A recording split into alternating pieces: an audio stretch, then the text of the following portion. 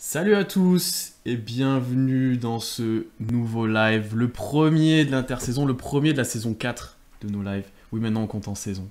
C'est Pierre qui vous parle, je suis très heureux de vous retrouver après la loterie, enfin une loterie joyeuse, qu'est-ce qu'on était content, Constant. Bon, il y en a eu que deux en même temps. Oui, oui c'est vrai, mais là pour le coup c'était une des semaines les plus joyeuses pour les fans d'OKC depuis longtemps. Je suis en ligne avec Constant qui apparemment a réglé ses problèmes de micro J'ai jamais eu de post-envergure. problème de micro. C'est faux. Comment ça va, Constant? Remontez. Hein. Je pense que n'importe qui ayant Twitter a vu la news et sait pourquoi je suis remonté. Donc on ne reviendra pas là-dessus. Mais sinon, très heureux de vous retrouver. La semaine avait bien débuté, effectivement. Mais alors après, c'était pas la folie. Mais non, mais très heureux de vous retrouver. Et puis oui, quatrième saison. Nous, ça va faire la troisième qu'on couvre tous les deux. Hein. Ça commence à Ouais. faire beaucoup. Vous commencez à avoir l'habitude de voir nos tronches.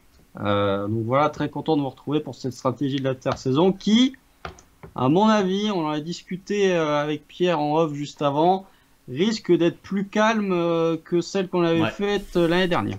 Et puis, ouais, on risque d'avoir un peu moins de choses à se mettre sous la dent cet été. Comme vous l'avez vu, on a un peu bossé pour changer le décor, le pré-stream, la pré-stream, donc c'est cool si ça vous plaît, c'est un peu plus joli quand même qu'avant. On sent que Pierre est fan de Star Wars. Donc, Attends, c'est pas la dernière rêve que tu vas voir aujourd'hui. ouais, non, mais on est deux, c'est bien. Et non, du coup, voilà, on essaie de progresser là-dessus, on essaie de mettre des nouvelles choses en place cette nouvelle saison, nous aussi on s'améliore. Comme Constant l'a un peu dit, stratégie de l'intersaison aujourd'hui, l'un des épisodes qu'on préfère, l'un des épisodes les plus longs l'année dernière aussi. Parce que c'est que du wishful thinking, c'est bien. Ouais, voilà, on se trompe. J'ai réécouté sur les dernières, on s'était trompé sur tellement de choses. Moi, je voulais drafter Sheriff Cooper, hein, attention. Hein. Toi, tu voulais Cooper, on était archi chaud sur Kai Jones, on disait que Barnes on le voulait pas, enfin il y a plein de trucs comme ça. Moi je voulais re-signer Bradley, enfin bref, plein de trucs. Mais Moi c'est ça aussi, qui est non. marrant, c'est ça qui est marrant. Ouais, oui, on était chaud sur Bradley pour l'avoir. On disait 6 millions pour Tony Ouais. Bradley. Ah, ouais, c'est pas.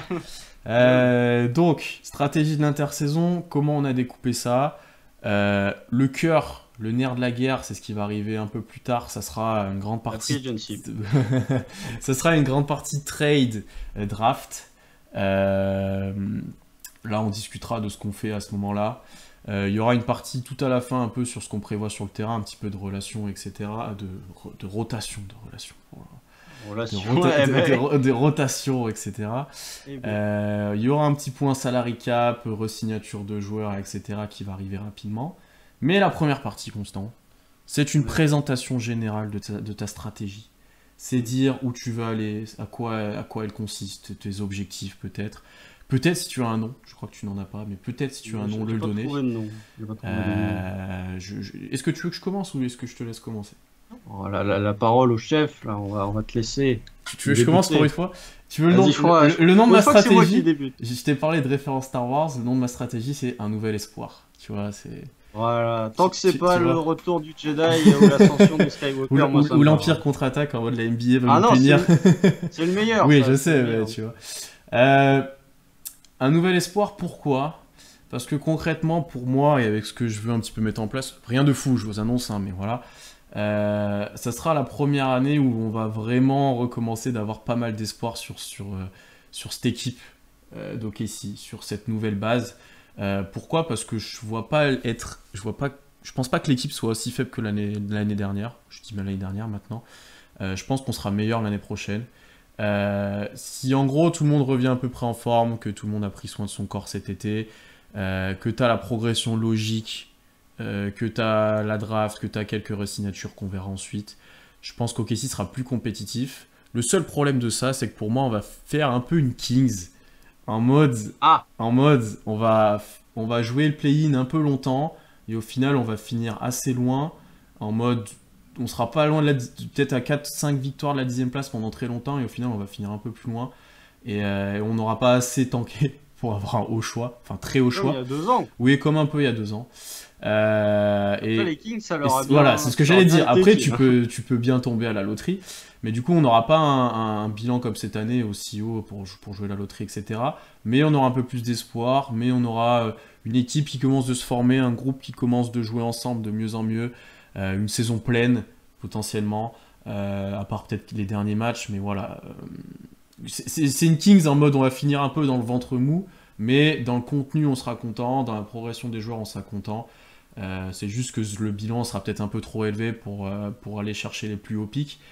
La seule chose par contre qui peut remettre en question ça, c'est qu'en fait j'ai regardé les équipes NBA et je me suis dit qui sera plus nul que nous l'année dernière, et au final j'ai pas tant de certitude que ça pour l'instant sur ça. Oh, t'en as toujours. Oui, il y en a toujours. Je pense qu'on en reparlera ça en preview, il y aura pas mal de choses à dire là-dessus selon les mouvements. Mais pour l'instant, à l'instant T, en imaginant qui sera drafté, etc., eh ben, il n'y a pas tant d'équipes qui seront peut-être plus nulles que nous, donc à voir aussi comment on se place. Donc, un nouvel espoir pour moi, parce que ça sera peut-être le début où on sort un peu la tête de l'eau, si je peux dire, mais nous, ça nous allait actuellement, hein, surtout si on a ce pick 2. Non, non, non. Le pick 2 nous va, mais alors le reste, bon, voilà. nous va pas. Mais on va commencer de pouvoir se projeter, on va pouvoir commencer de kiffer un petit peu ce qu'on voit sur le terrain. Donc voilà ma stratégie, je vais la décrire un peu plus après les différents thèmes, mais voilà un peu le principe.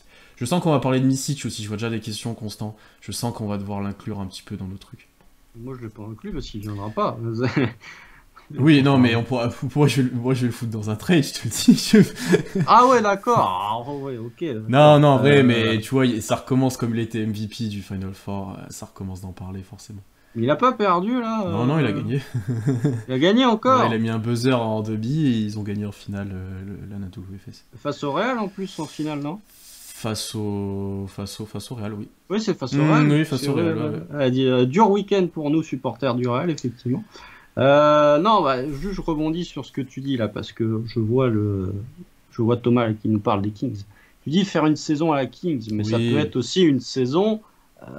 Tu vois, tu parlais d'un nouvel espoir, ça peut être la première pierre de ton retour vers les sommets. C'est vrai, ça peut être une Spurs comme cette année, ça peut... Bon, quoi que les Spurs c'était un peu haut cette année, mais... Ah, ils ont joué le plus. Ouais, c'est pour ça, ouais. Mais ouais, bon, après, moi, ma stratégie, j'ai pas de nom pour ma stratégie.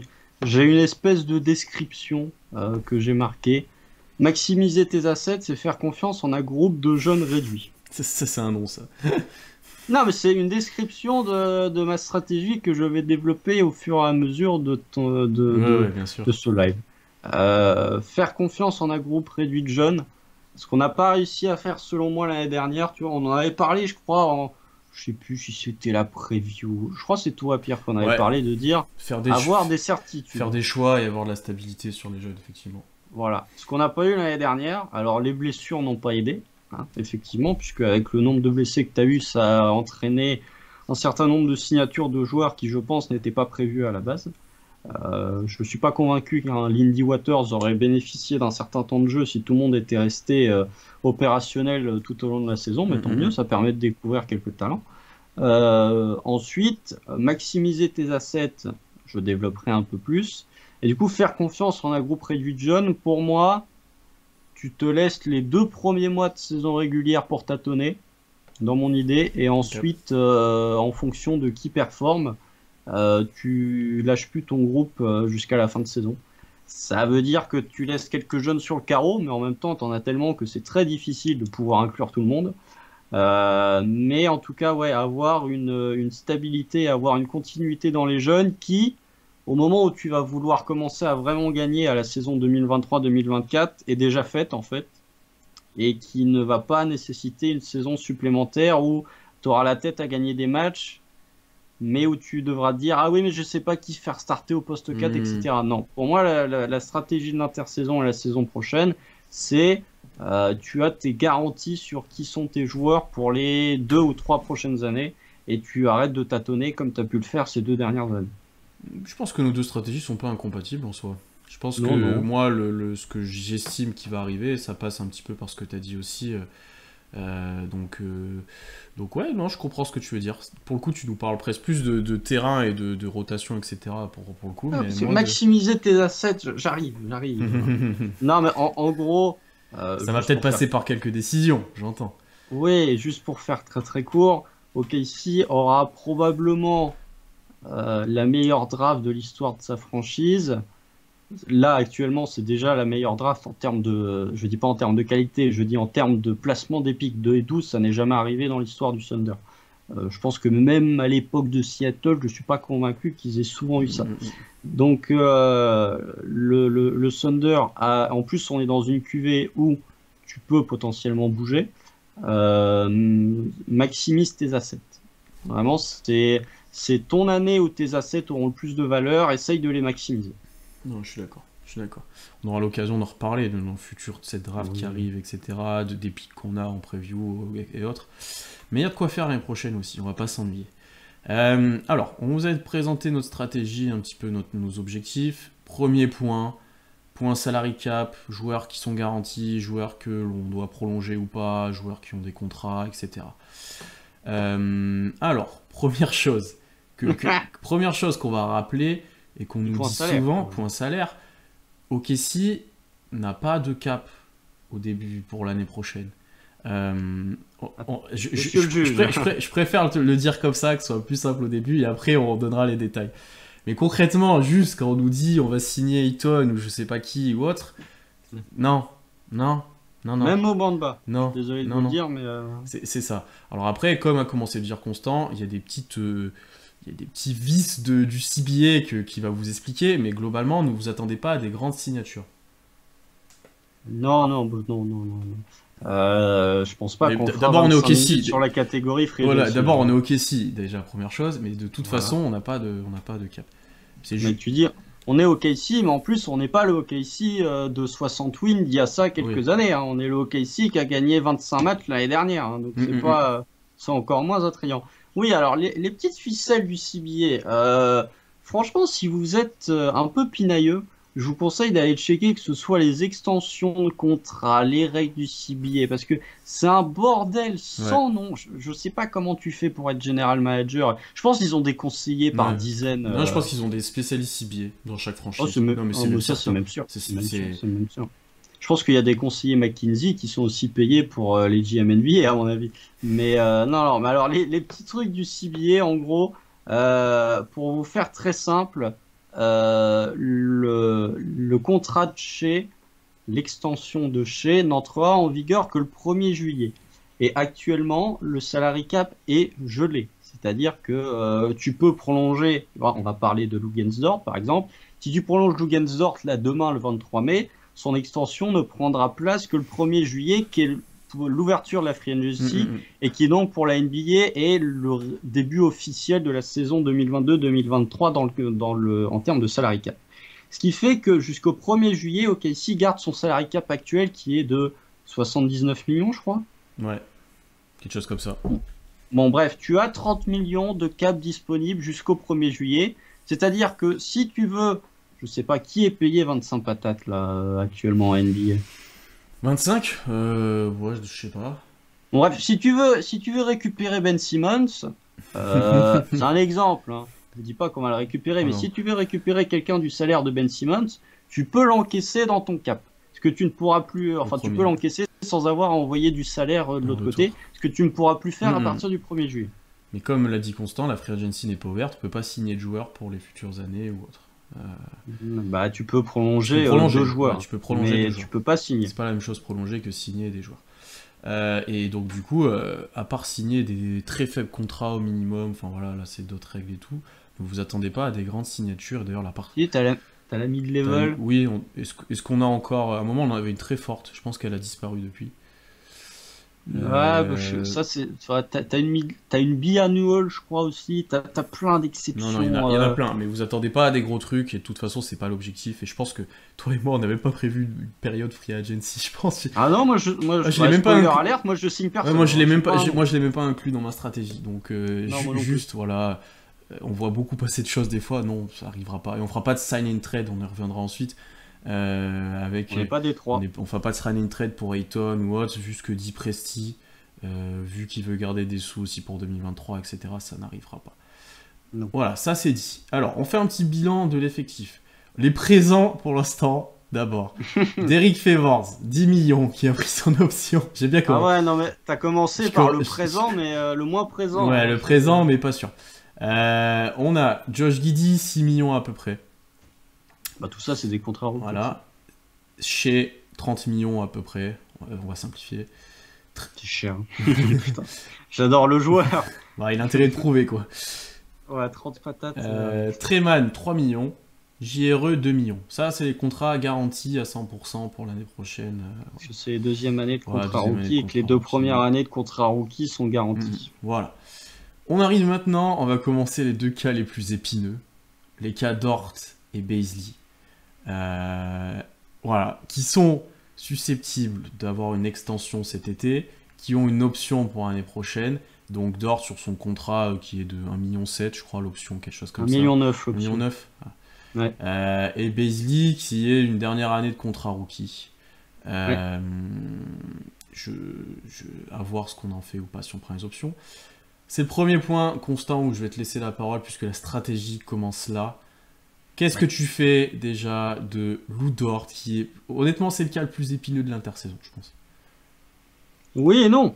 Parce que c'est là que les petits trades du CBA entrent encore une fois en jeu.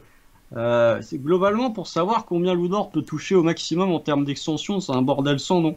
Moi j'ai contacté Tom de Dunk Hebdo, que je salue s'il nous écoute. Il nous parle de contrat type Josh Richardson, donc j'imagine que ça doit être la Josh Richardson rule, comme il existe la Derrick Rose rule, comme il existe la Larry Bird rule. En gros, il y a 3 scénarios possibles. Lou Dort cet été, il peut signer une extension de 58 millions sur 4 ans maximum. Ça ne peut pas être plus. Il peut pas signer cet été 75 sur 4, il peut pas 80 sur 4, 58 sur 4. C'est des choses sur lesquelles on a nous aussi des fois spéculé. On a galéré, non, on en a parlé aussi. Donc au moins là c'est plus clair. Donc retenez bien que Luguentz-Dort c'est 58 sur 4, point bas, cet été. L'option de Luguentz-Dort pour l'année prochaine n'est pas prise. Je tiens à le dire, elle n'a pas encore été prise. Si tu ne la prends pas, ce qui est un scénario que moi j'envisage, si tu ne la prends pas, Luguentz-Dort est restricted free agent cet été. Si tu prends l'option Latino-Chon et que tu ne le prolonges pas, Luguentz-Dort sera unrestricted free agent l'été prochain. Ça, c'est un truc qu'il ne faut pas oublier. Pour les un peu moins concernés par ça, restricted, en gros, les autres équipes peuvent proposer ce qu'ils veulent, mais OKC peut matcher comme ils veulent, n'importe quelle offre. Unrestricted, c'est libre. C'est LeBron, KD, etc. Bon, c'est Zach Lavine. En gros, il peut signer partout sans que l'équipe puisse faire quelque chose. Ouais. Donc, si on est en wishful thinking au max, bon bah vas-y, Luguentz-Dort, prends tes 58 millions sur 4, hein, c'est bueno. Un Luguentz-Dort qui prend 58 millions sur 4, c'est moins de 15 millions la saison, c'est très bien. Ouais. Hein. Mais permettez-moi, bon, le joueur a quand même eu... Déjà que le joueur s'est fait voler sur son premier contrat. Parce que Luguentz-Dort a quand même eu un contrat qui était à moins de 8 millions là, pour les 4 années. Je pense qu'en termes de production, bon, effectivement, il aurait pu prétendre un peu plus que 8 millions. Donc je ne suis pas convaincu que Luguentz-Dort se fasse avoir 2 fois au niveau du contrat. Donc s'il prend 58 sur 4 cet été, bon bah très bien. Moi je serais le premier à dire que c'est très bien. Il commencerait quand le contrat 2023 ?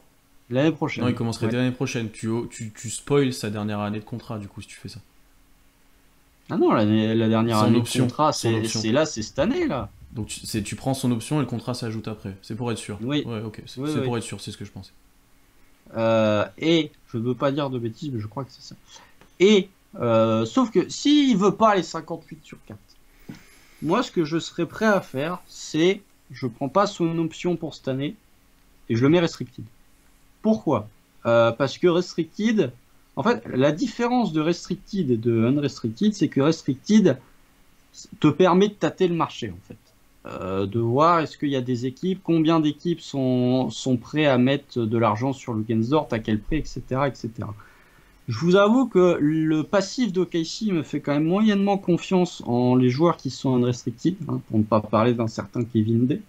Même si on n'est pas sur le même niveau de joueur, mais je ne suis pas convaincu que Luguentz-Dort pourrait faire la même crasse que ce qu'a fait KD, mais je préfère quand même qu'il soit restricted et me dire je peux matcher toutes les offres.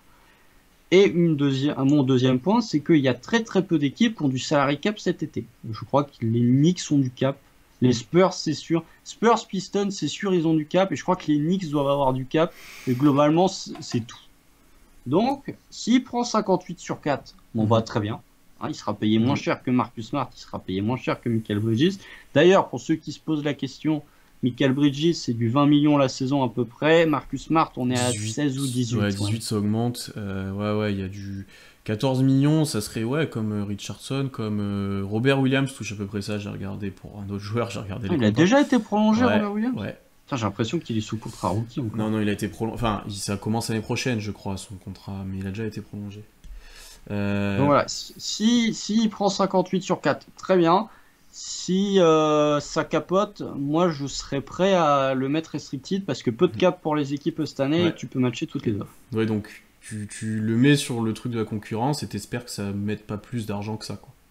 Bah parce qu'il y a peu d'équipes qui auront le cap et je suis pas sûr que Pistons et Spurs aient très envie de mettre 17 patates sur Lugano. Alors, je reviens juste sur 2 points. Oui, on n'a pas mentionné, c'est la dead money de Kemba qui nous fait plein de sous dans le cap. Il y a un peu de Zingler. Et Micic, on le paye pas, on a juste les droits. Voilà, c'était juste pour clore ça qu'il y avait dans le chat. Je suis d'accord avec toi sur Dort. Les 58 sur 4, moi je les mets sur la table. Ils y sont cet été. C'est un prix honnête. Pour lui, moi je le prends. Même moyenne basse. Ouais, lui voudra peut-être plus. Mais c'est possible qu'ils le prennent. Honnêtement, moi j'y crois. Je les mets sur la table. Attention, wishful thinking. Oui, bien sûr. Mais ils sont sur la table et j'espère. Et après, je t'avoue que je savais pas trop comment penser. Parce qu'il y a une partie de moi qui est d'accord avec toi en mode je le mets restricted.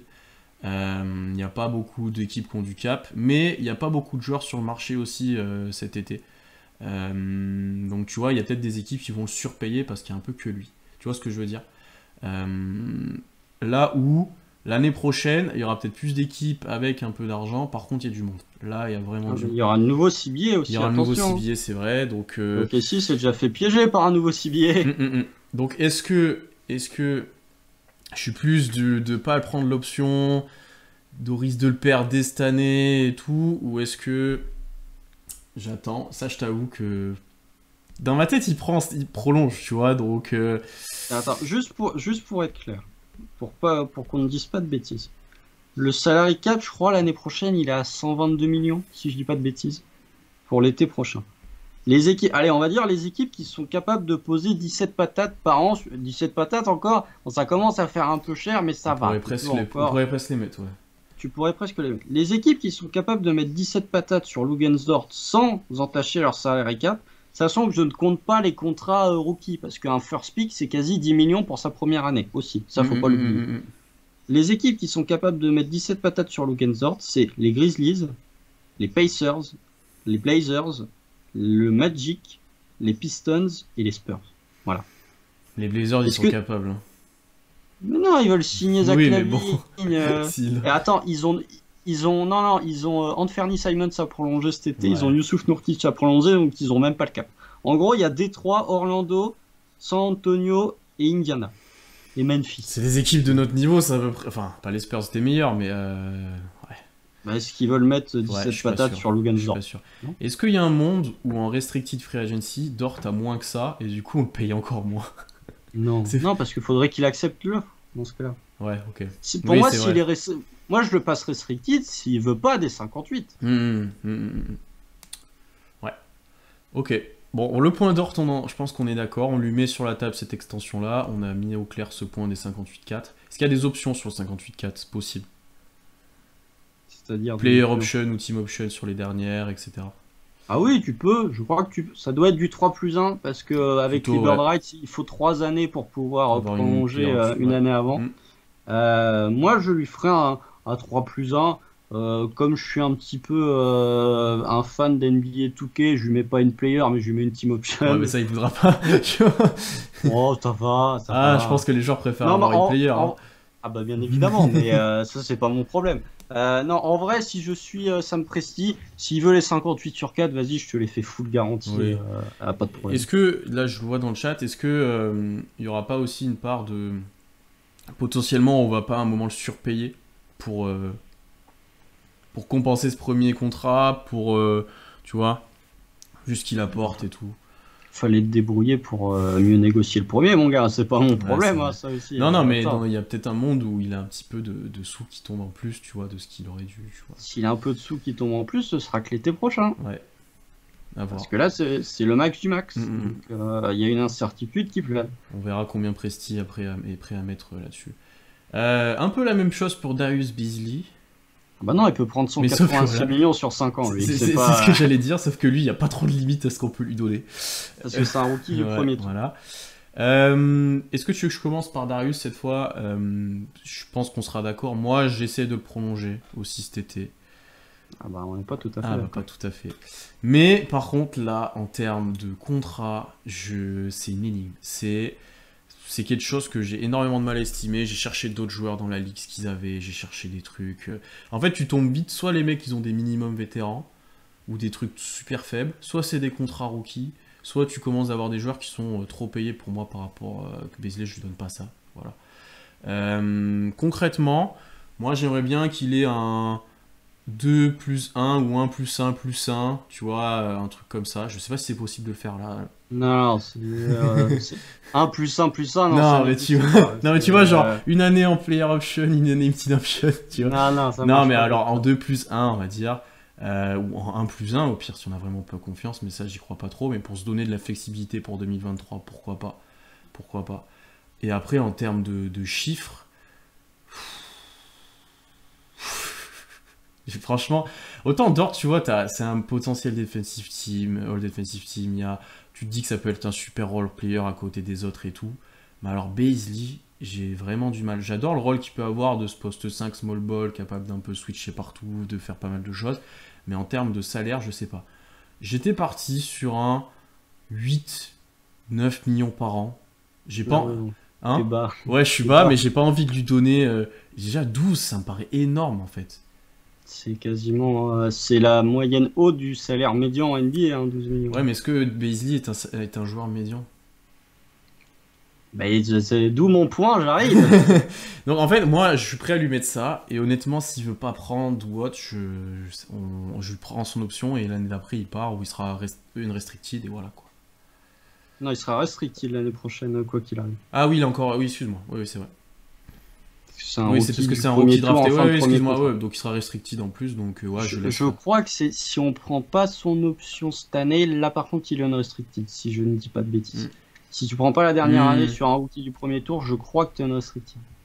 Non, bah après, moi j'ai dit Darius Beasley. Alors il faut quand même pas oublier que l'agent de Darius Beasley, c'est Rich Paul et la mafia Clutchport. Donc, je vous laisse aller checker ce qui s'est passé du côté de Dallas entre Clutchport et Nerlens Noel. Il y a eu des discussions en termes d'une prolongation de contrat. Nerlens Noel a refusé 72 sur 4 à Dallas Et là, pour l'été d'après signer au minimum vet chez nous. ouais. Et après, là, il a un meilleur contrat, mais c'est loin de ce qu'il aurait pu avoir.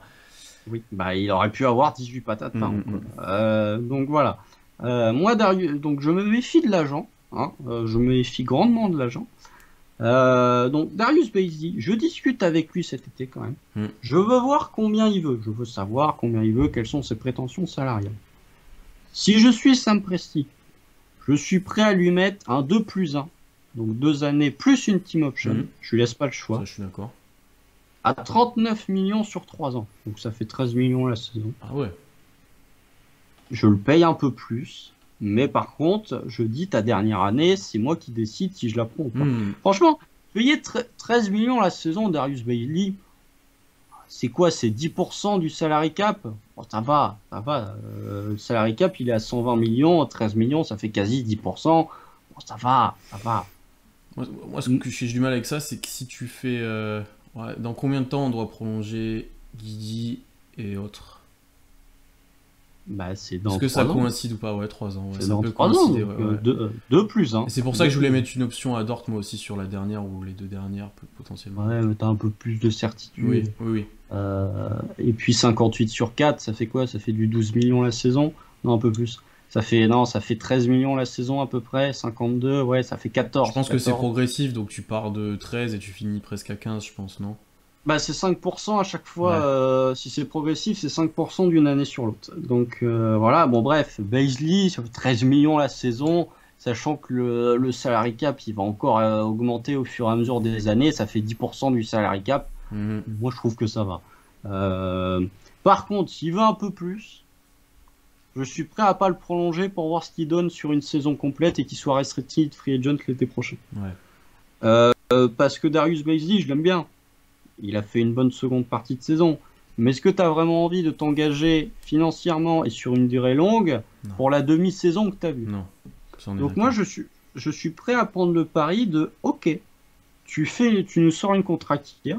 Si t'es bon, bah OK, on te paiera un peu plus cher, mais tant pis, c'est comme ça, on aura pris le risque. Par contre, si t'es mauvais, bah tu seras restricted et tu prendras moins cher. Bon, en fait, je parie sur le joueur. Je parie sur le. S'il veut un peu plus que les 39 sur 3 en 2+1 que j'ai proposé, je parie sur une contract hier et je parie sur le joueur. Ok. D'ailleurs, un point peut-être qu'on n'a pas abordé, moi je pense que Dort peut potentiellement prendre de la valeur l'année prochaine. Je pense qu'il peut se valoriser parce qu'il aura un rôle de role player qui lui correspondra peut-être plus que ce qu'on a maintenant où il y a du déchet, donc peut-être plus d'efficacité, plus autre, on verra. Bazley, à voir s'il continue sur sa fin de saison, qu'il joue poste 5 à côté d'un gros poste 4. On a le droit d'en parler maintenant, c'est bien. Hein. Mais peut-être, mais à voir. Mais effectivement, si on paie, tu vois, on nous dit si Baze est plus payé que Dort, ça fait mal, mais ça sera kiff peut-être. Hein. C'est la loi de la NBA, écoute. Sinon, ce qu'on propose à Darius Bazley, c'est 300 millions de primes à la signature, 50 millions par an et un droit de regard sur le projet sportif. Hein. Assistance à prestige. Moi, je dis ça, je dis rien. On propose à Darius Bazley de choisir le coach, le directeur sportif, même de qui tu veux drafter. Hein. Moi, je propose, hein, c'est tout. Hein. Mais non, mais en tout cas, en fait, franchement, avec le raisonnement qu'on a, tu donnes 13 millions par an et tu donnes 13 millions à Bazley. Ça fait le dead cap de Kemba l'année prochaine. C'est vrai. Ce que tu perds de dead cap de Kemba, tu le récupères en signant 2 joueurs qui sont quand même inscrits sur ton moyen terme, voire long terme concernant Logan Dort. Moins ton moyen terme, ouais. Donc ça va. Ok, on est plutôt d'accord sur la strat, moins sur le prix. Moi, j'avais trop de mal estimé, c'est pour ça que je t'ai dit, je vais peut-être dire une moins de 10 millions pour un un poste 4 comme ça, avec l'agent, ça me paraît quand même un peu bas. Après, combien les autres équipes le paieraient? Je suis pas sûr que ça lui donne 13. Ouais, mais il serait capable, je pense que si tu lui fais une offre trop basse, il va te dire, bah ok, je parie sur moi-même aussi. Hein. C'est vrai. Bon, voilà. Je suis pas sûr que Darius Bazley, tu vois... Ni Lugansdorf, parce qu'il faut penser à ça aussi, je suis pas convaincu que ni Lugansdorf ni Darius Bazley ne gagnent à prolonger cet été. C'est vrai aussi. Peut-être qu'eux se disent qu'ils vont encore pouvoir prendre plus cher, etc. Ah ouais, c'est sûr. Ça va être intéressant à suivre, on va voir ce qui ressort. Pas grand-chose, donc ici, ils vont nous annoncer sa sortie de nulle part ou autre, mais ça va être intéressant à suivre. Il y aura une question de timing aussi. Attention au timing, parce que ça va peut-être dépendre. De la draft, ça va peut-être avoir de l'influence sur la draft. Effectivement. On va passer maintenant aux joueurs qui ont des team options et qui ont de l'argent pas garanti. On va les énumérer, tu vas juste me dire si tu prolonges ou pas, si tu prends l'option ou pas. Mike Muscala, 3,5 millions, team option l'année prochaine, ouais on prend. Poku, 3 millions l'année prochaine, team option. Oui. Ty Jerome, 4 millions l'année prochaine, team option. Non, je pense que là on est d'accord, dans le chat ça en a déjà parlé. Stop. 4 millions et demi en plus. Parce que drafté premier tour, Ty Jerome, stop. Ouais, 21, 22, là, vas-y, c'est bon, va-t'en, pars-toi. Isaiah Roby, 1,9 million, team option. Oui. Ouais, ça se prend. Oui, en bout de banc. Ça se prend. Franchement, Roby était moins dégueulasse l'année dernière qu'il y a 2 ans. J'ai envie de vous dire que Roby en 12e homme, c'est pas si honteux. Et encore 12, Théo, parce qu'il peut être 13 ou... Non, et... Honnêtement, je pense qu'il sera là, hein, honnêtement.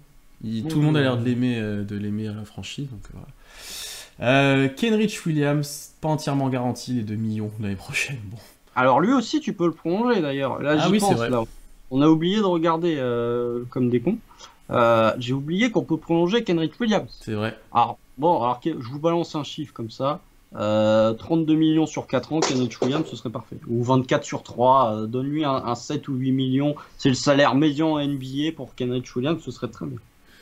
Je suis d'accord avec toi, on en a peu discuté parce qu'on croit toujours qu'il est hors du projet et de ces choses-là, mais Alors, effectivement. le mec veut faire toute sa carrière chez Ouais. nous. Donc, Et que, est-ce que tu préfères pas donner de l'argent à Kenrich plutôt qu'à Darius Bazley?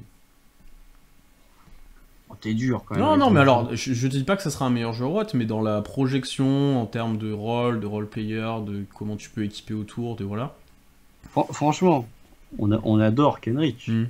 Mais est-ce que Darius Bazley est pas déjà un meilleur joueur que Kenrich Williams? Peut-être meilleur, mais est-ce qu'il est plus précieux ou pas? Est-ce que tu peux plus le faire jouer en... Il est moins utile. Voilà, est-ce que tu peux plus Il le est faire jouer en meilleur. playoff?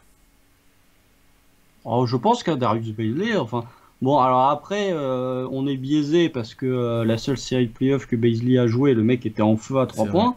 Et il était quand même utile hein, Ouais, sur ouais. la série face aux Rockets. Hein. Il a même trop peu joué Parce d'ailleurs. que Kenrich, on le fait pas énormément jouer, il joue sa vingtaine de minutes, mais j'ai l'impression qu'en playoff, il te fera la même, en fait, tu vois, c'est même sûr. Là où Bazley, comment il s'adapte, comment tu l'adaptes, comment... C'est un débat, honnêtement. Hein. Je pense que Bazley a suffisamment mûri dans sa Mm. tête pour te faire des actions. Il l'a montré cette saison. Là, je repense au match face aux Raptors à Toronto. Bon, il y a Champagny, là, je sais plus comment il dit, Campanile, je ne sais plus comment il s'appelle, qui a failli mettre son tir au buzzer. Mais avant, le contre qui nous fait gagner le match, c'est Darius Bazley qui le fait. Donc il a déjà montré qu'il était capable, tu vois, sur une action de donner la victoire à son équipe et une action défensive.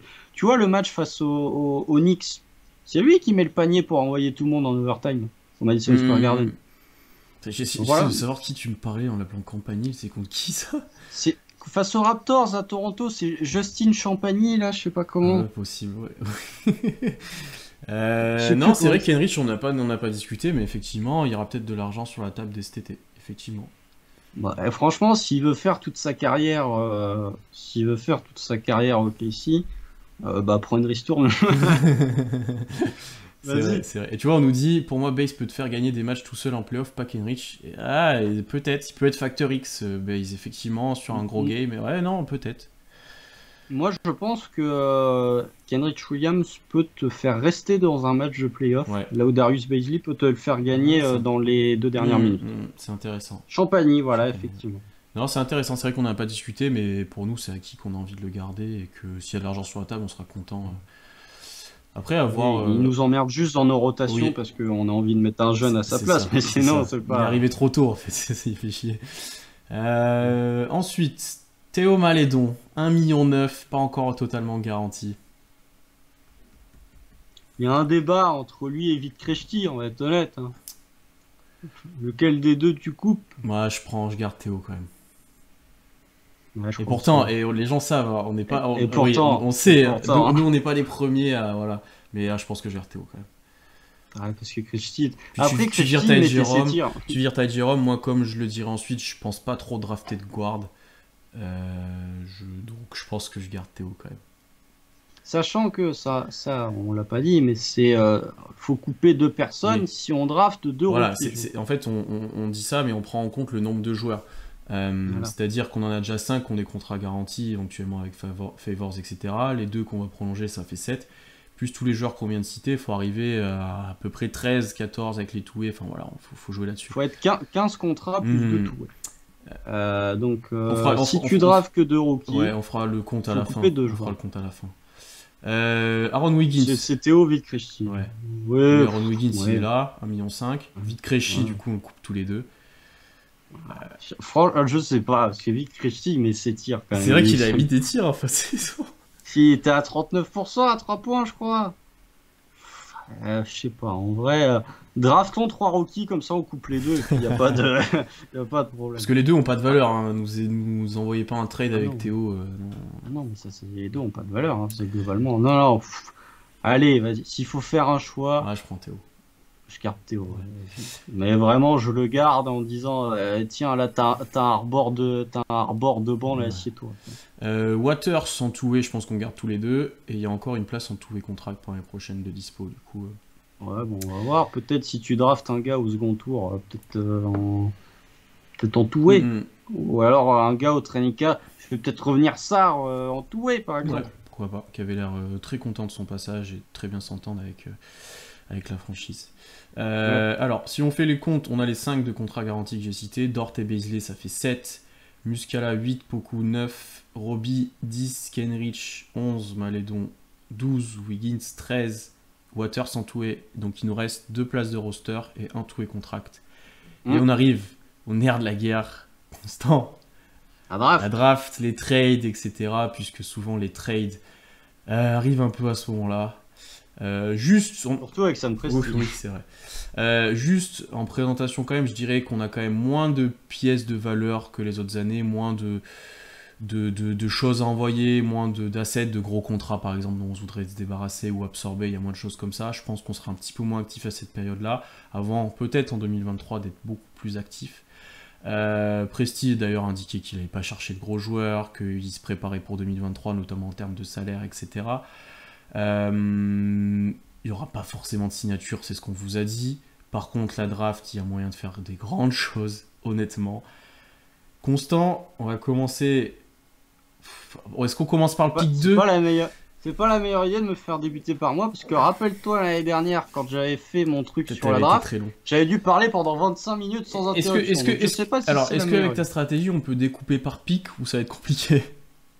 Est-ce que le 2, qu'on peut déjà parler du 2, que je pense... Oui, voilà, on peut découper par le 2, par contre, le reste, on va pas pouvoir... Je suis d'accord avec toi.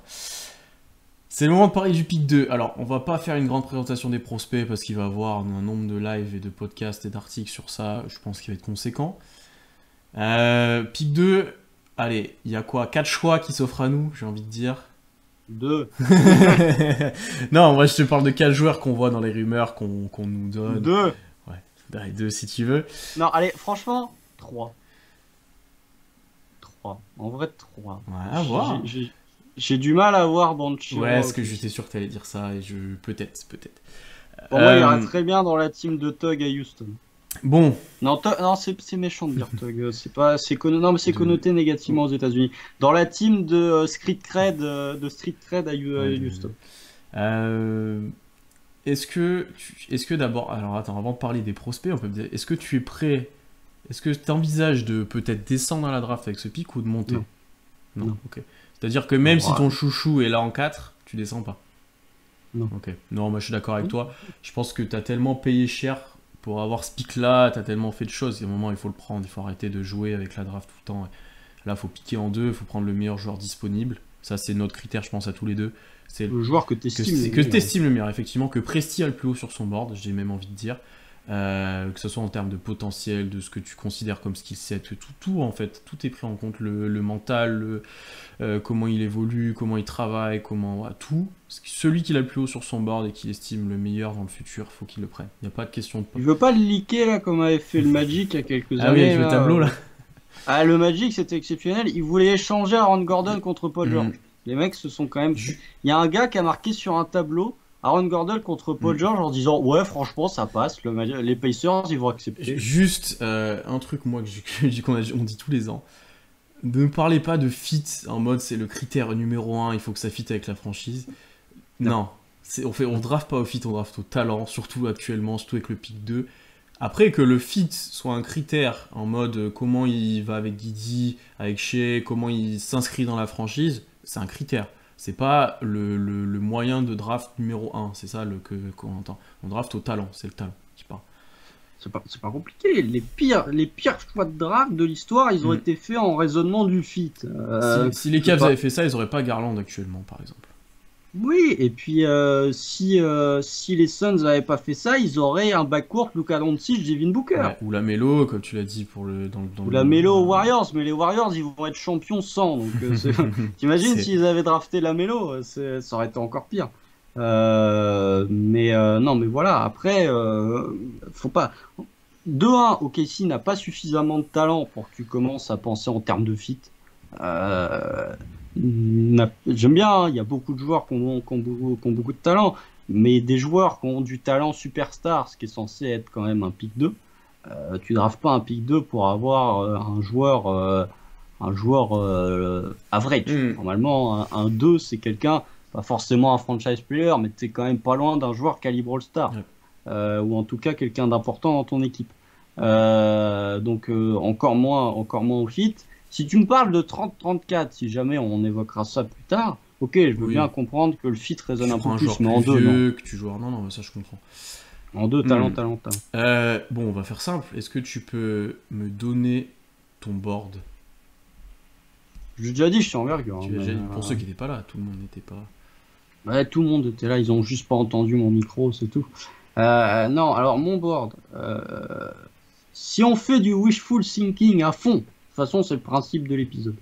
Le Magic prend Jabari en 1 Et non la chat.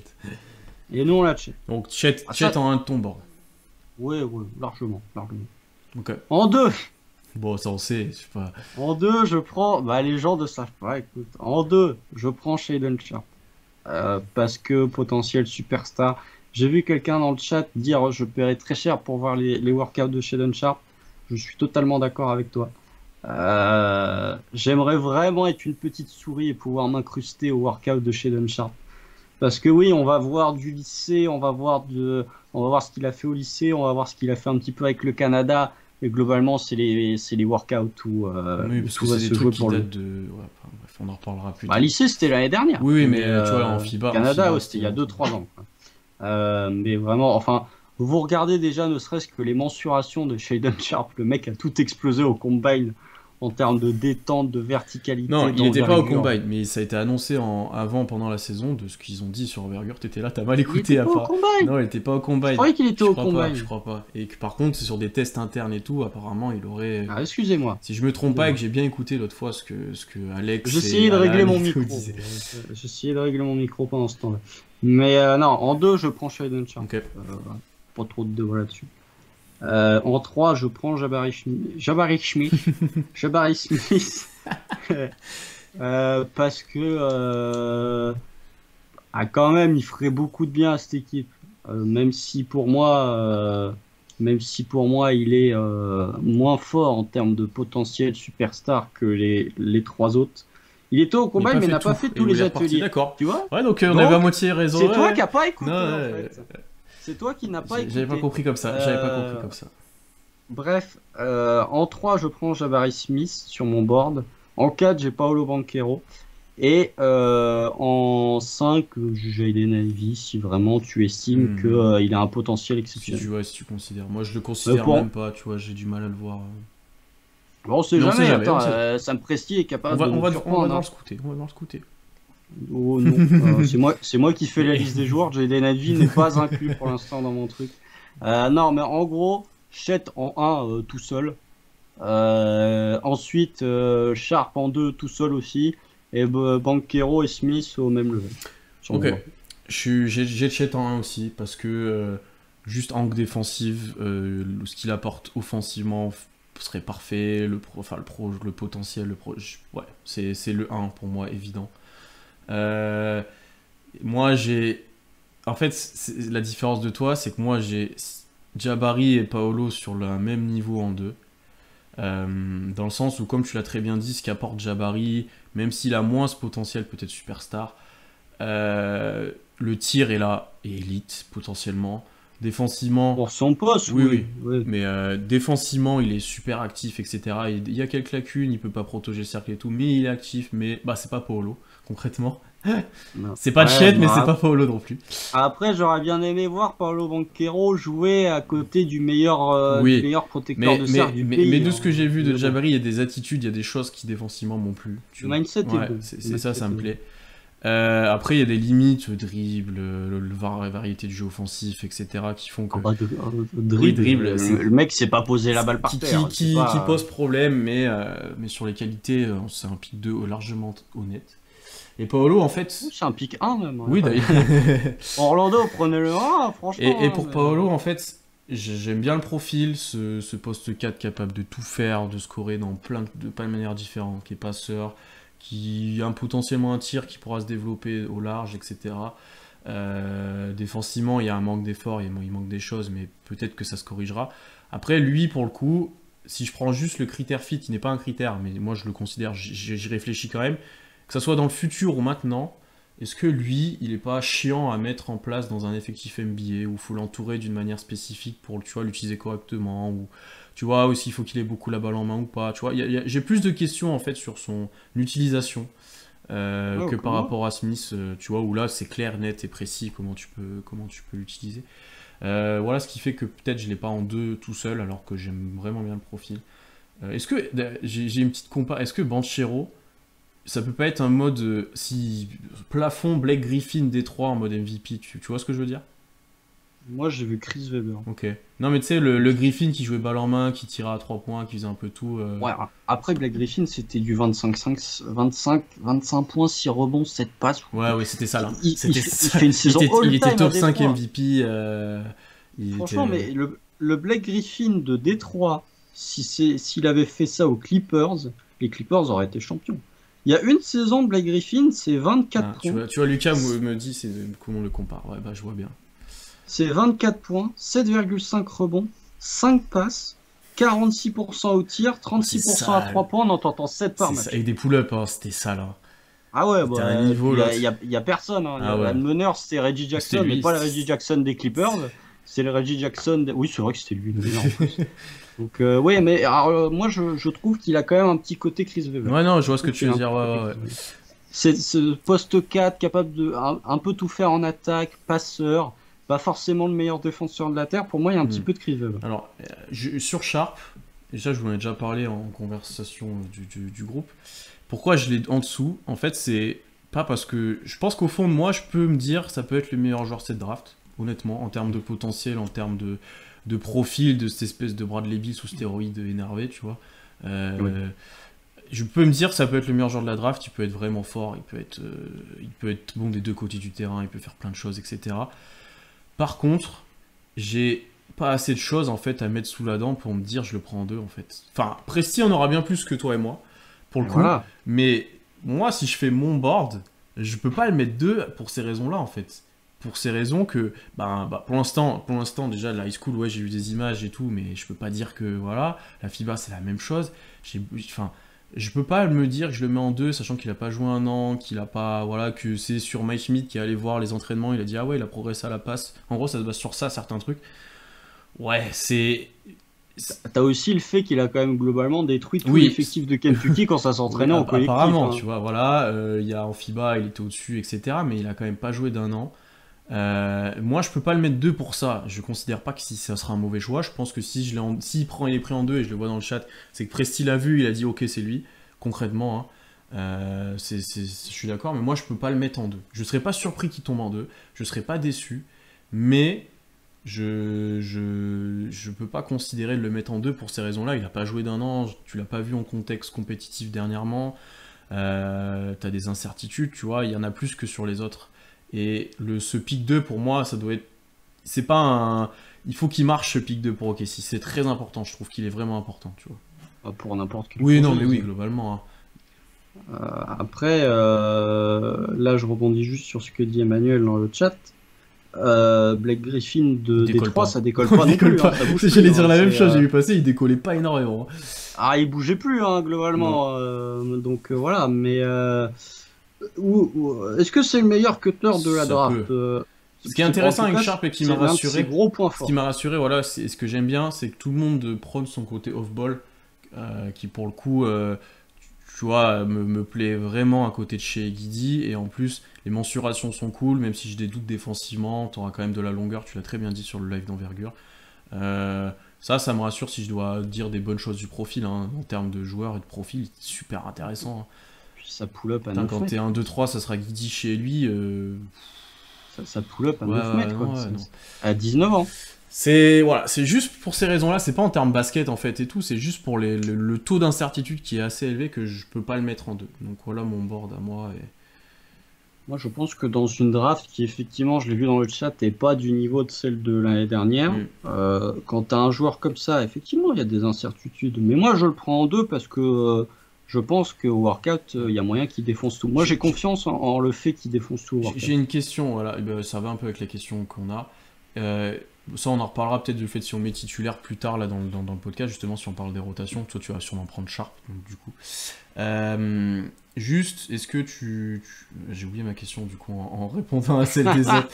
Attends, est-ce qu'on peut parler de Non, Sharp? si, Parce que si, moi, si. il y a un deuxième scénario où on récupère Sharp et c'est pas en le draftant en deux, hein, moi je vous le dis. Ah bah ça, voilà. Mais, si, c'est... ce que je voulais te demander, c'est est-ce que en prenant Sharp, tu vises pas sur du un peu plus long terme, là où en prenant les autres, tu seras meilleur dès l'année prochaine? Tu vois ce que je veux dire? Une autre question. Ouais, ouais, ouais, En non, gros, je est-ce vois que... très bien. Laisse-moi le temps de me faire la Je réflexion. te dis, quand même. en gros, est-ce qu'en prenant Sharp et par exemple Duren, je te dis n'importe quoi, tu te prépares pas mieux à être un peu moins bon l'année prochaine, mais tu auras peut-être un plus haut choix de draft, par contre dans 3 ans tu seras meilleur, alors que là aussi tu prends le Chet, tu seras déjà meilleur, tu vois. Il me pique mes arguments. Il me pique mes Non, mais arguments à l'avance. ça, on en Voilà. parlera dans les podcasts plus draft, mais c'est ça à prendre en compte aussi, effectivement. Il me prend mes arguments. Je suis en train de lire. Ouais, Là, je suis en train de lire. ça s'est Je suis en train énervé de lire sur le Sharp, chat. le chat. Non, mais ce qui est bien, c'est que le chat, personne n'est Oui, d'accord. c'est ça. Personne n'est d'accord. Et c'est là où on voit d'ailleurs que c'est une draft qui est très incertaine. C'est que le chat, j'ai vu Joe qui discutait avec Envergure, qui comparait Sharp à Kelly Oubre. Bon, t'as le droit de te faire ton avis. Hein. Je vais pas dire que ton avis est faux, Joe. Je trouve que c'est un petit peu méchant de dire que Sharp c'est du Kelly Oubre. J'ai discuté avec Kamel qui lui il veut pas du tout de Chet, il veut pas du tout de Chet pour des raisons qui lui incombent et que je peux comprendre. On veut pas que, il a des doutes sur le fait que ça puisse évoluer au poste 4, etc., etc. Lui il veut vraiment Sharp parce qu'il se dit ça c'est typiquement le genre de joueur que tu peux regretter de pas l'avoir pris parce qu'il peut potentiellement exploser. Tu vois, je discute avec toi qui dit que t'aimerais bien prendre Jabari, donc c'est bien, c'est que personne n'est d'accord. Je suis sûr que dans le chat, il y a des gens qui ont envie qu'on prenne Banchero. Donc voilà, ça monte. C'est intéressant, ça fait des débats. Je pense juste qu'on en reviendra. Globalement, on peut prendre un des 4. Je pense qu'on sera content. Ah ouais, moi, à des degrés différents, Oui, mais vu que c'est Sam Presti qui draft, c'est ce que j'ai dit quand je suis passé chez Envergure. T'as un gros joueur qui arrive. Normalement, oui. Normalement, oui. On va enchaîner parce qu'on aura l'occasion beaucoup de revenir sur ça. Sur le reste de la draft, je vais commencer parce que toi, je sens que tu vas être long, je le sens. Non. En fait, pour le 12, j'aimerais bien trade up parce que j'ai pas envie de drafter, et ça, je te rejoins, 3 ou 4 rookies. Ce que j'aimerais bien faire, c'est potentiellement 12 plus 30 plus 34. Si j'ai un joueur que j'aime bien au-dessus ou qui chute, etc. À voir s'il faut mettre des pics des futurs choix. Genre 2023. Oui. On nous a parlé des pics protégés, etc. Donc ils risquent de tomber un moment, ces pics-là, mais tu peux en envoyer. J'appelle les Blazers, c'est un peu haut quand même. J'appelle les... Non, les Blazers, ils vont échanger le Oui, pick c'est 7 contre les 20 patates de Jeremy Grant. Voyons. J'appelle les PL, j'appelle les Spurs, j'appelle peut-être les Wizards, s'il y a un joueur qui chute en 10 et que j'aime bien, type Griffin ou autre, par exemple. Et je regarde ce qui se passe, le prix pour monter. Ce que j'aime pas et ce que je vois souvent, c'est d'envoyer Dort pour monter de 3 places. Surtout s'il a choisi de prolonger. En fait, ce que j'aime... Ah bah s'il a prolongé, tu peux pas le trader. Hein. Mais en fait, ce que je me dis, c'est que moi, potentiellement, vu la draft, est-ce qu'en 10-12, t'es sûr d'avoir on va dire en 10 ou en 9 ou en 8, t'es sûr d'avoir un meilleur joueur que Dort? Je suis pas sûr. Honnêtement, je suis pas sûr. Tu vois? À long terme? Ouais, mais à court terme et à long terme. À court terme, non. La réponse est non. non. Mais à long terme, je suis pas sûr. Parce que Dort a un potentiel All-Defensive Team que pas grand monde a dans cette draft. Il y en a, pas tout le monde. Il peut être un shooter décent, il n'y en a pas tant que ça dans cette draft non plus. Tu vois, non, il n'y a pas...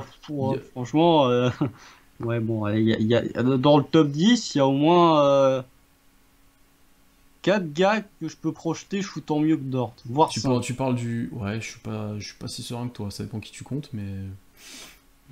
Après, c'est difficile de comparer les postes, mais je pense que Sharp, ne serait-ce que non, mais Sharp, oui, non, mais bien sûr. Bah, je te parle du top 10. Oui. Bon, allez, si tu veux descendre, je pense que Mathurin, Griffin, Braham, Agbaji il sera pas même Braham, il sera pas top 10. Le stock, il est en train de monter. Hein, globalement. Et je pense que lui, on peut l'avoir en 12, concrètement, je pense. Ouais, le stock, il est en train de monter. Mais t'as 3-4 joueurs qui n'auront pas un potentiel au defensive team, mais que je peux envisager comme shootant un peu mieux. Mais tu vois, genre, trader un Dort pour...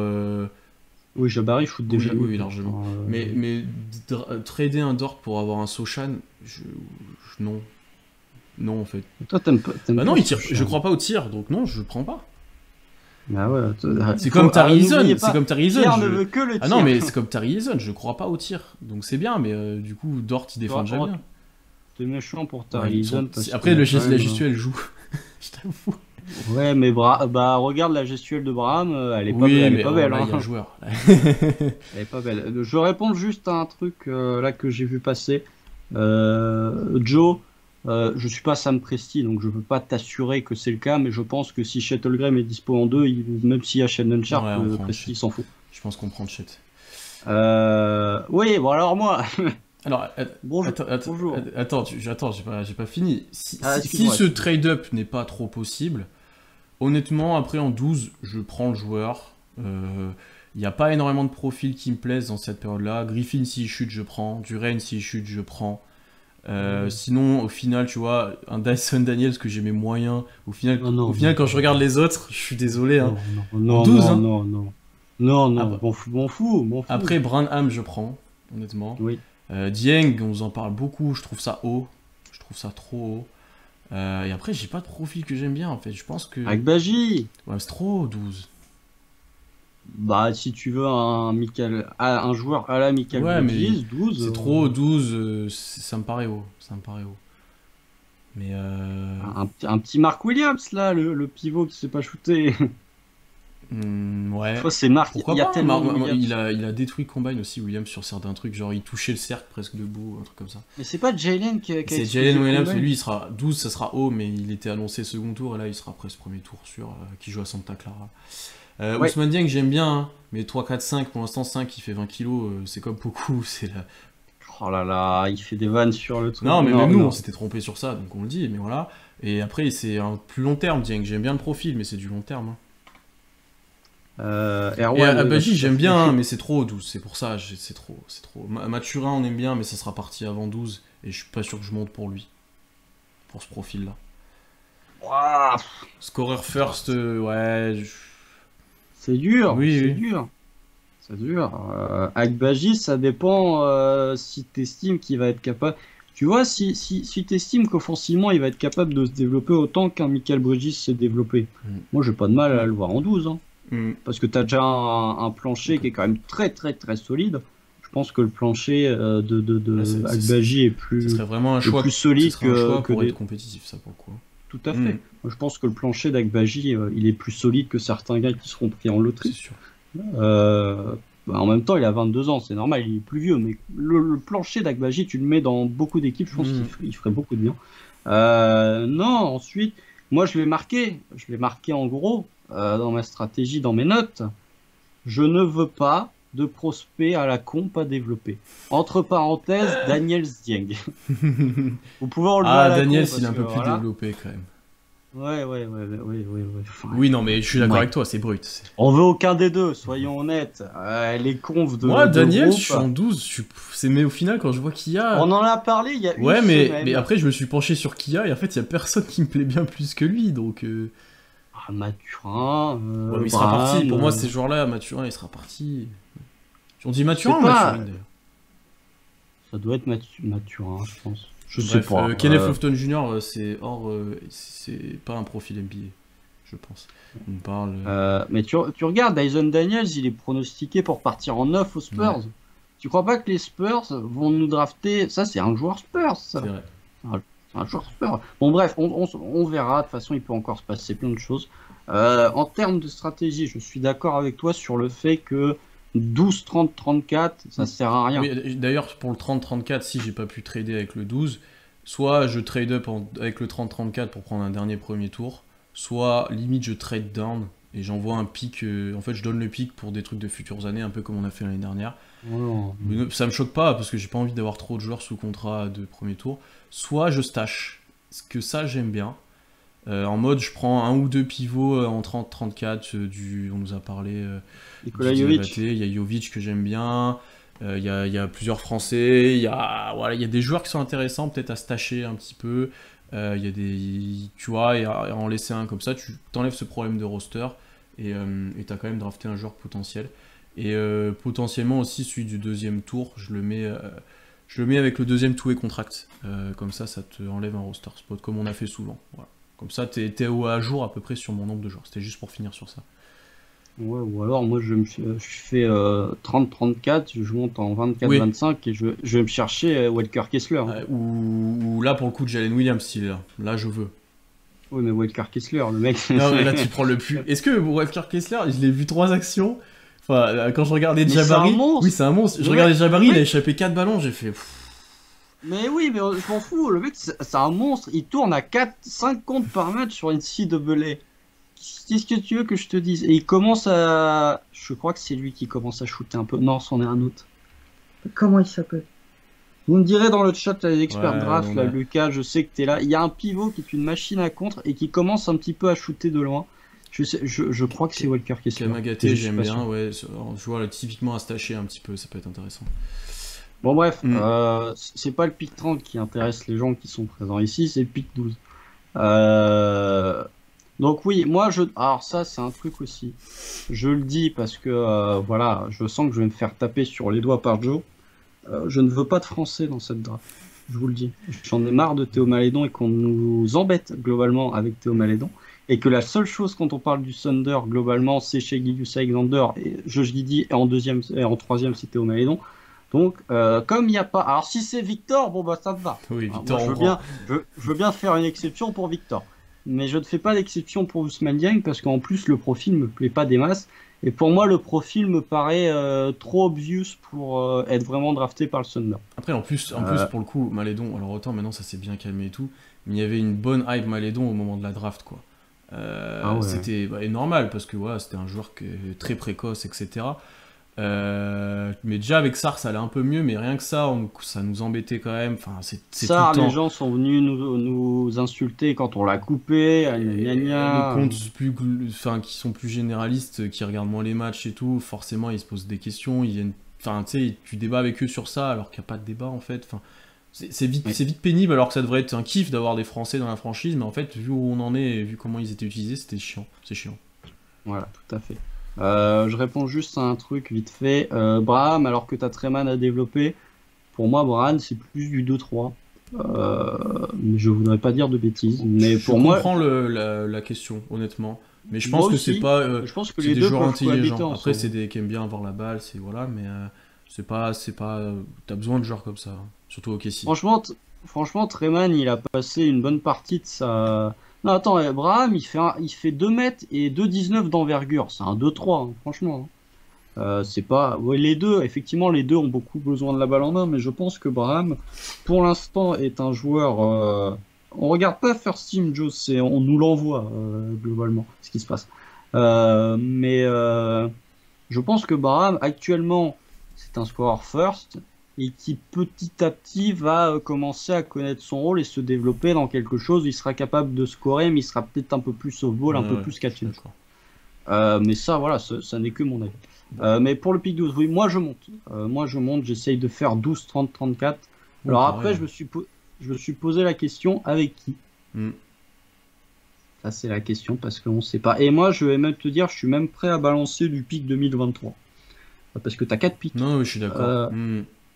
T'as 4 picks, t'as celui des Pistons, t'as celui de Miami, t'as celui de Denver, t'as celui de Washington, t'as le tien en swap avec les Clippers. Je garde le mien, le reste, c'est sujet à discussion. Il y en a qui tomberont pas l'année prochaine en plus, qui seront plus tard. Donc... Non, celui des Pistons, il est protégé top 18 par exemple. Si les Pistons sont parmi les 12 meilleures équipes de NBA, c'est que... bon, c'est possible, hein, si ça draft, si ça va récupérer DeAndre Ayton, mais la conférence S est quand même suffisamment solide et les Pistons sont... Si ça échange Jeremy Grant aux Blazers, bon bref, il y a peu de chances que ça arrive. Moi, j'ai 4 prospects pour lesquels je serais prêt à monter en 7-8. Okay. Jalen Duren. Ouais, comme moi. Bénédicte Mathurin. Braham, du coup. Okay. Et le dernier, évidemment, AJ Griffin. Qui, je pense, est notre choix 1, toi et moi, vu le profil et vu le... Oui. Duren et je trouve que Duren pourrait être intéressant. À condition aussi que Griffin t'ait des... Ouais, Duren aussi, j'apprécie bien pour une fois. On aime moins, mais en fait, On n'aime pas le profil, mais Ouais, faut faut avouer que avouer ça que serait utile. OKC, il ferait du bien, quand même. Par contre, ouais, Griffin, si t'as des certitudes physiques, il va être drafté avant. Par contre, si tu commences à avoir des certitudes, il peut presque tomber en 12, non? Oui, il peut nous faire une Michael Porter Mm. Jr., tout à fait. Donc voilà, si ça marche pas et que t'es en 12, tu vois en fonction de qui est dispo, entre parenthèses, préférence pour Agbaji. Pas de prospect à la con, je l'ai déjà dit. Mm. Moi, je veux du joueur déjà solide qui a quand même un gros potentiel. Et pour moi, les 4 joueurs que j'ai Mm. cités remplissent ces conditions. Jalen Duren est peut-être Ouais. le plus Je brut, pense qu'il t'a un parce impact que c'est un physique pivot dès le aussi. début chez nous, surtout. Mais par contre, oui, t'as du développement là. Mais parce que c'est un pivot, Ouais, les ouais. pivots sont toujours un peu plus bruts que les extérieurs. Mais Mathurin, pour moi, peut totalement remplir ce potentiel de enfin plancher déjà assez élevé, mais qui peut exploser carrément son plafond. Je pense que AJ Griffin peut totalement exploser son plafond, alors qu'il a un plancher très solide. Et ce que j'aime bien avec AJ Griffin, comparé aux trois autres, c'est que j'aime bien le dire, ça souvent, je le dis souvent, c'est un joueur qui connaît son rôle. Mm. Et des joueurs qui connaissent leur rôle à 19 ans, il y en a très peu. Donc ouais, si tu peux monter, monte. Si tu peux pas monter, pour moi, va me prendre un prospect un peu solide, Ok. Agbaji. Et Alors ensuite, Vas-y. ouais, 30, non, moi, enlève-moi de l'équation, démerde-toi. Si jamais tu restes en 12, tu me fais un package 30-34, tu vas me drafter Nikola Jovic en 23 et tu vas le stacher pendant 1 ou 2 Ok. ans. Ce qui me plaît aussi. Euh, Mm. ouais, on aime bien Nikola Jovic. Alors après, il y a le cas Lugensdort. Il y a le cas Lugensdort. Ce qu'il faut savoir, préambule, je ne veux pas trader Lugensdort. Hein. On ne taxe pas d'antidort comme ça a pu être le cas, notamment par Pierre. Mais si, bon, alors s'il prolonge, bon, bah, tu l'échanges pas parce que tu l'as sous. S'il prolonge à 58 sur 4, tu l'échanges pas parce que il sera très bien. S'il n'y a pas de prolongation, et si jamais tu veux vraiment perdre l'année prochaine, tout en te disant je draft un joueur intéressant pour le futur, tu peux réfléchir à un éventuel trade de Lugensdort. Si vraiment tu te dis la draft 2023 elle est exceptionnelle et je veux tout faire pour perdre, tu te dis bah, j'appelle les Kings en 4. Je leur dis 12, 30, 34 Lugensdort. Allez, peut-être pas, ça commence à faire beaucoup. Allez, Lugensdort plus 12. Est-ce que contre le 4, est-ce que vous prenez? Et tu te dis, je draft un Shaedon Sharp. Ok, tu perds Lugensdort. Ça fait chier de perdre Lugensdort parce que potentiel au defensive team, parce qu'il sera encore plus utile dans une équipe qui sera compétitive, contrairement à ce qui est le cas maintenant. Et si vraiment ton objectif c'est la draft 2023 et de te dire en 2023 il y a tellement de prospects que même si je suis quatrième pire bilan et que je draft en 7, j'aurai toujours un joueur qui cette année pourrait partir dans le top 3, réfléchis à Lugensdort. Voilà. Après, je dis pas qu'il faut l'échanger contre n'importe quoi. Effectivement, échanger faire d'or plus 12 contre un pick 8. Non. Ça, moi, je serais pas content, vraiment. Faut voir qui est Autant tu vas dispo, chercher le mais- 4 parce que tu kiffes Sharp, même si je pense, comme on dit dans le chat, qu'il faudra mettre 30-34 ou au moins le 30. Ouais, tout à fait. j'entends, mais il aura intérêt d'être bon Sharp et ça aura intérêt, tu vois, voilà. Mais d'or plus 12 contre 8, non, enfin, c'est mort, quoi. Non, mais ça passerait. à Après, mon je suis avis. d'accord avec toi que ça dépend largement de sa situation salariale, de comment il prolonge et tout. Est-ce que, on nous l'a demandé, est-ce que tu peux aller chercher, on nous a proposé un truc intéressant, mais on en reparlera, là on a beaucoup parlé de la draft, on en reparlera beaucoup. Pick 12, 30, 34 contre un truc de l'année prochaine. Oh non, non. Mais non. bon, à un moment, je pense qu'on va drafter des joueurs. À un moment, il faut. Ah ouais, non mais c'est bon, elle me fait pas ce que t'as fait. Là, les Rockets, ils sont tous en train de flex là en disant ah on leur a piqué Alperen Şengün, alors que personne dans la fanbase du Thunder ne regrette Alperen Şengün. Dites-le dans le chat hein, si vous vouliez voir à l'heure actuelle, sachant qu'on va probablement drafter un pivot. Quand même, faut pas, à moins qu'on draft Sharp, mais bon, c'est quand même On va l'objectif drafter numéro un 1, grand. ça reste On quand va même. drafter un grand, ouais. Sachant qu'on va drafter un grand. Est-ce que quelqu'un avait envie de drafter Alperen Şengün? Voilà, osait vraiment pas. Voilà. Donc tout le monde s'en fout. Donc voilà, après pour Lugensdort, je te dis, si vraiment ton objectif c'est la draft 2023 et que tu veux t'assurer d'avoir un joueur exceptionnel, ce qui risque quand même d'être bien le cas l'année prochaine, bah réfléchis à Lugensdort. Mhm. Et si tu vas en 4 et que tu me prends Shaedon Sharp, moi aussi je préfère JRE Valentin. Pour une fois, on est d'accord, ce qui est rare. Si tu draftes, si tu arrives à monter en 4, tu arrives un petit peu à carotter les Kings, et que tu draftes Shaedon Sharp, tu seras moins fort l'année prochaine parce que tu n'auras pas Luguentz-Dort, mais en termes de potentiel pour le futur, faut quand même pas se mentir, Shaedon Sharp a un plus grand potentiel que Luguentz-Dort.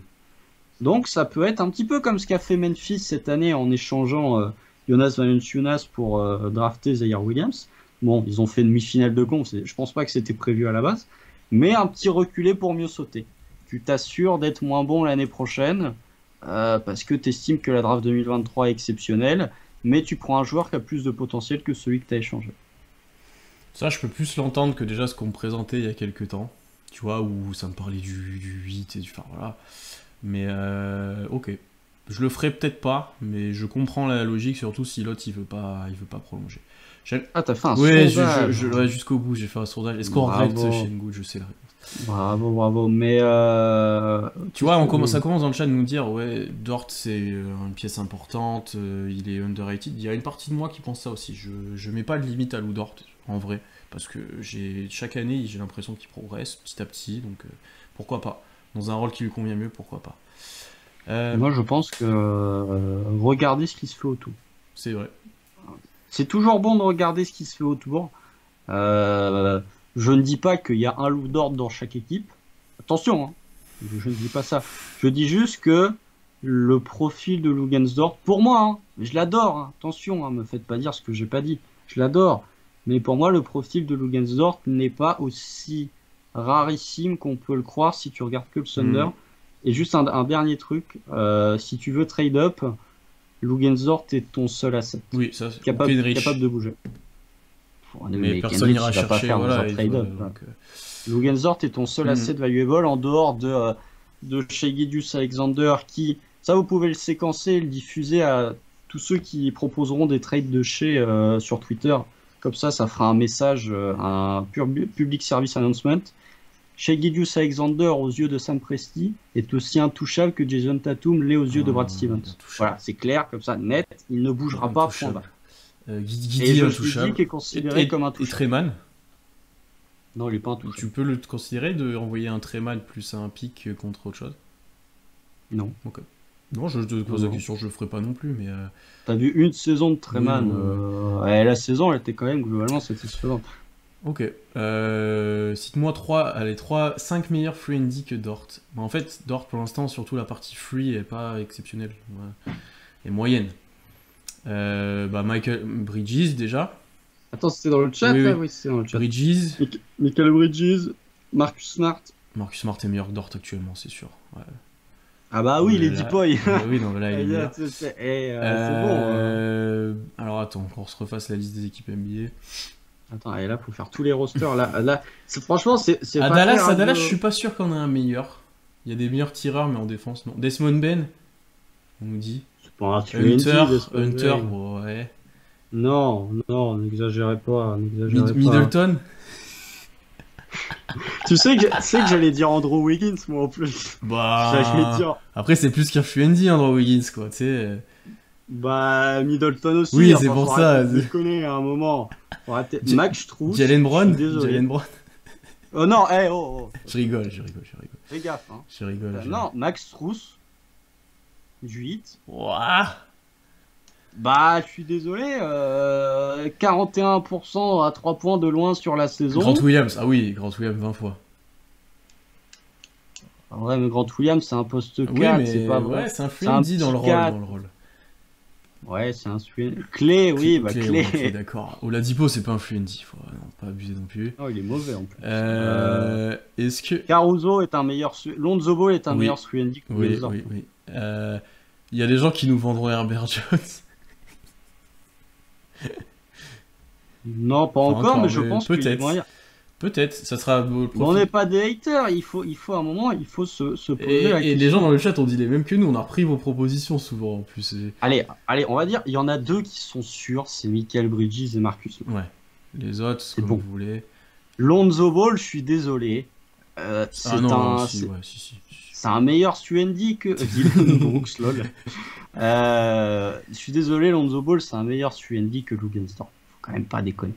Caruso, c'est un meilleur Suendi que Lugensdorf. Faut pas déconner non plus. Bon, bah voilà, ça fait déjà 4 joueurs, dont 2 qui jouent dans la même équipe. Et moi, je considère que Max Strus, pourtant, il y a un an, personne ne le connaissait, hein, mais je trouve que ce qu'a fait Max Strus en termes de Suendi, ce qu'il a fait sur Trae Young, c'est très très fort.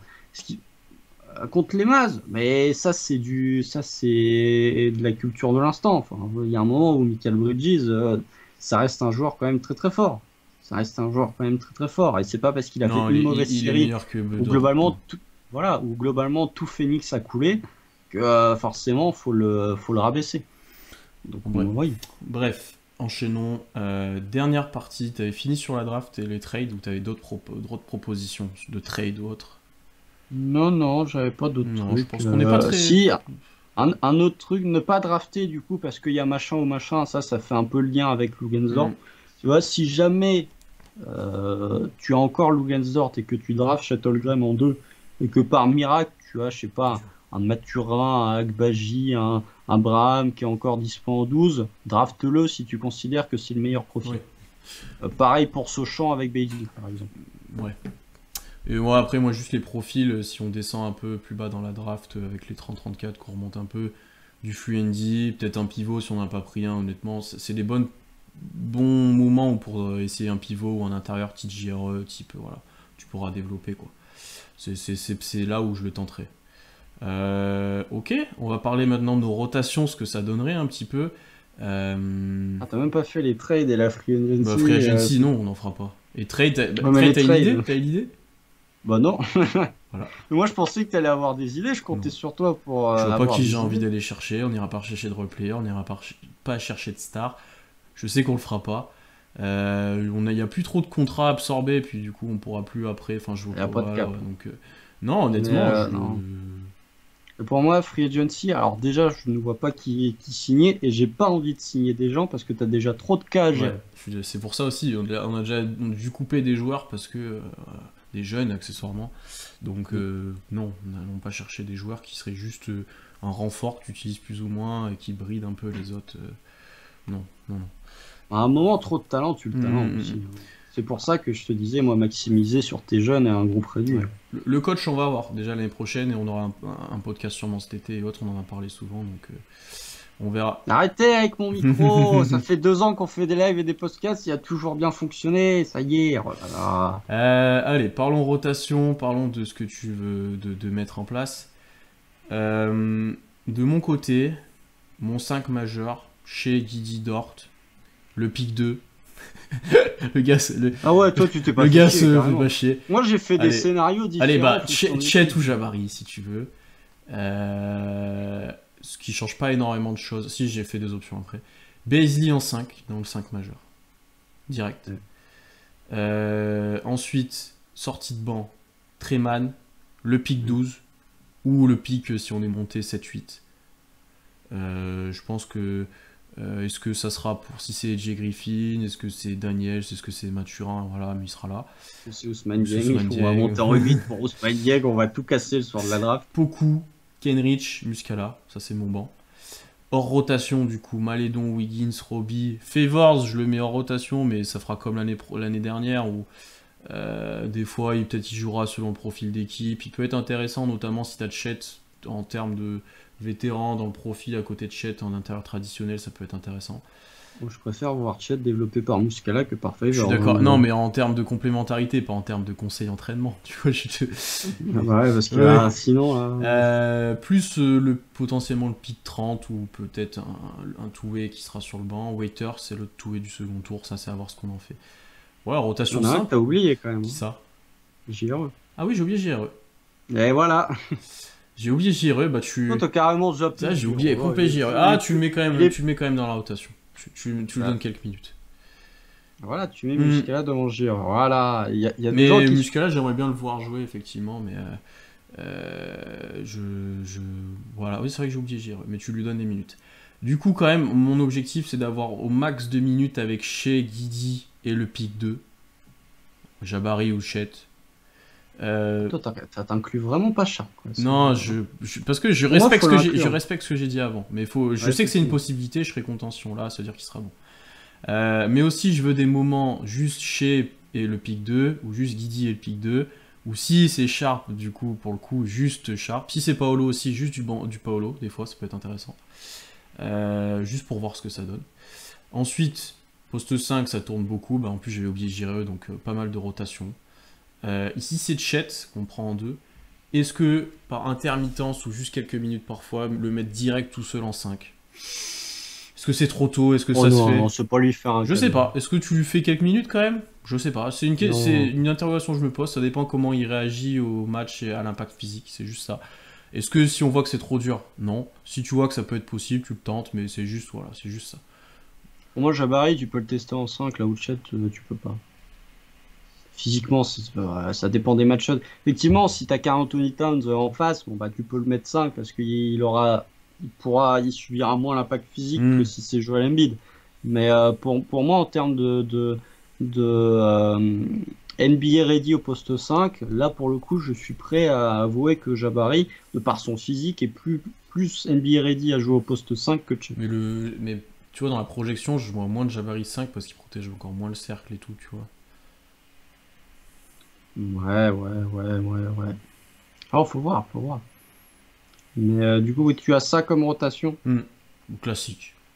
Honnêtement, rien de fou.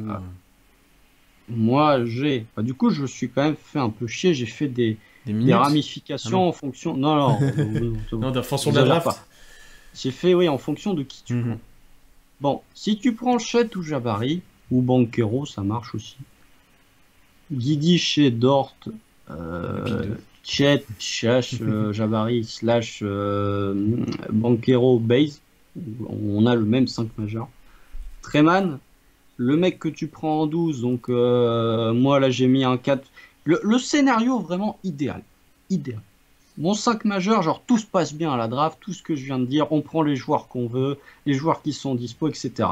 Mon dream rotation, c'est Guidi, Shea, Dort, Chet, Baze, Treman, AJ Griffin, Kenrich, Poku, J.R. J'enlève Muscala de la rotation, de temps en temps il viendra mettre un ou deux pamiers, mais je préfère vraiment privilégier le développement de J.R. que de donner des minutes un peu inutiles à Muscala, surtout si t'as pas envie d'être très fort l'année prochaine. Je l'avais oublié, je t'avoue, Jireux, c'est vrai que ouais. Voilà, le pauvre J.R. Donc ça c'est si on draft Chet. Si tu drafts Shaedon Sharpe, tu vois par exemple, Guidi, Shea, Dort, Bazley. Là j'ai mis Duren parce que j'ai du mal à nous voir ne pas drafter un pivot si on draft Shaedon Sharpe. Après, Presti peut nous surprendre, mais il y a un moment où même nous qui sommes pas les plus grands fans des pivots, il y a un moment où il va quand même falloir drafter un intérieur. C'est bon. J'ai mis Duren là, soyons fous. Et du coup ton banc c'est Treman, Shaedon Sharpe, Kenrich, Poku, Giro.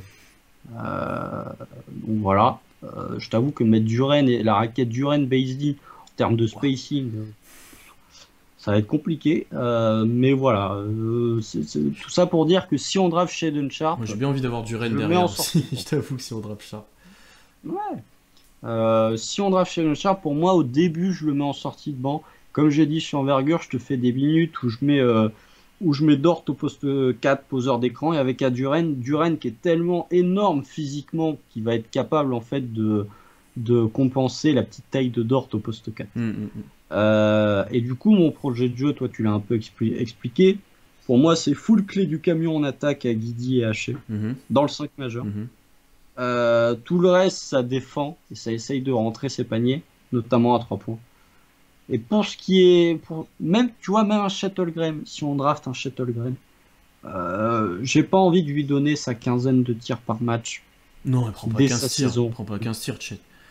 Autant Banchero. Je pense qu'il peut en prendre 11. Autant Banchero, je pense qu'il. Banchero, c'est différent. Oui, mais au Chet, je vois pas prendre 15 tirs. Mais moi, Banchero, du coup, je l'ai pas inclus parce que j'ai vraiment du mal à nous voir le drafter. Après, je peux me tromper, hein. Ressortez cet extrait quand on va drafter Banchero. Mais j'ai vraiment du mal à nous voir le drafter. Mais du coup, oui, moi, je veux voir vraiment du Guidi et du Shea en attaque. Même Lugensdorf, tu me divises par 1,5 ses tirs, là, je sais pas combien il en prend, 17 là cette saison. Je crois qu'il en Je prend suis d'accord avec 17. toi, ça. Tu me le mets à 10 ou 11. Et tu me mets du Guidi, tu me mets du Shea. Et sur le banc, c'est du full show Treman.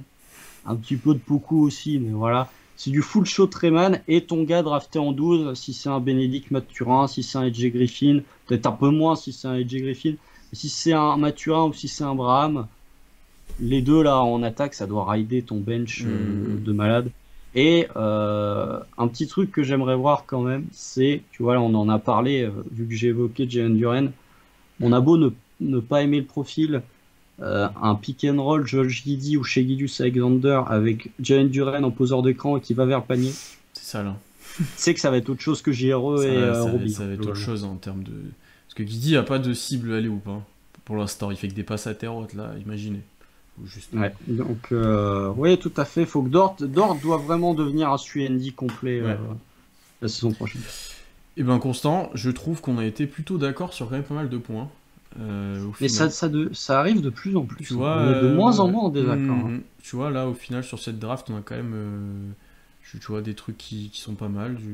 On a moyen de faire des choses. Je pense j'ai hâte de voir ce qu'on va faire. Honnêtement, avec Speed 2, si Sharp est vraiment arrive, tu vois, si voilà, j'ai hâte de voir. Mais ce qui est bien, c'est qu'on va. Et dans le chat, par contre, personne n'est d'accord. C'est ça, nous, on est plutôt d'accord, et dans le chat, personne n'est d'accord. Tu vois. Personne n'est d'accord, effectivement. Mais bien sûr, mais postez vos stratégies de l'intersaison là. Bon, dans le chat, vous allez plus avoir beaucoup de temps, mais sur YouTube, bien évidemment, la team replay là qu'on salue, postez vos stratégies de l'intersaison. Kuma Doji, c'est pas Mobley contre le pick 2, c'est pas ça. C'est que OKC voulait récupérer Evan Mobley l'année dernière, mais il y a pas de, on va pas le récupérer. Le pick 2 contre Mobley, là, je pense que Cleveland les ont vu Evan Mobley, ils ont fait ouais c'est bon, on va le garder. Mais du coup, oui, postez vos stratégies de l'intersaison. Ce qui est bien, c'est que le chat, on les a préparés suffisamment pour qu'ils ne soient pas complètement surpris si on draft chez Don Sharp en 2 le soir de la draft. Tu vois, contrairement à Josh Giddey où globalement on n'avait pas assez worké parce que même nous on était surpris. Là, si le seul où on pourrait avoir la même réaction que Josh Giddey, c'est Ivy. Ouais. Mais sinon, globalement, tout le monde a un peu worké sur le fait que Sharp, Josh Presti, bien sûr. Sam Presti, il voit le profil, il fait. Alors ça coche la case de ce que j'aime, ça aussi. Donc, il est très Presti approval. Donc, vraiment, on aura le temps d'en reparler avec les milliards de podcasts et d'articles qu'on va faire. Mais je pense que si on doit faire un classement de pourcentage de chance de joueurs qui part avec le pick 2, je pense qu'en 1 c'est Jet sans trop de discussion. Je pense qu'en 2 ça reste malgré tout Jabari, mais je pense qu'en 3 c'est Sharp. Peut-être. On va arrêter là, ça fait déjà 1h30 qu'on est en live, on a donné toute notre stratégie, j'espère qu'on vous a convaincu, j'espère qu'on vous a hypé pour la draft, pour le futur. Honnêtement ça commence de ressembler à quelque chose, j'ai vu ça passer, ça commence d'être propre là, si on draft bien, ça peut être vraiment cool. Donc comme vous l'a dit Constant, n'hésitez pas à commenter partout sur YouTube, sur Twitter, nous taguer ou autre là, à donner votre stratégie à vous aussi, ça fera plaisir qu'on regarde ça, on vous répondra. Abonnez-vous partout, Twitch, YouTube, etc. Là on était 45-50 tout le long, donc c'est cool, ça a augmenté. On le savait qu'on allait avoir du monde aujourd'hui, mais... C'est bizarre, il y avait plus de gens quand on fait la stratégie de l'intersaison qu'à la mi-février quand on était sur 8 défaites de suite. Mais on le savait et j'espère que vous reviendrez tous de plus en plus. Le chat était très actif.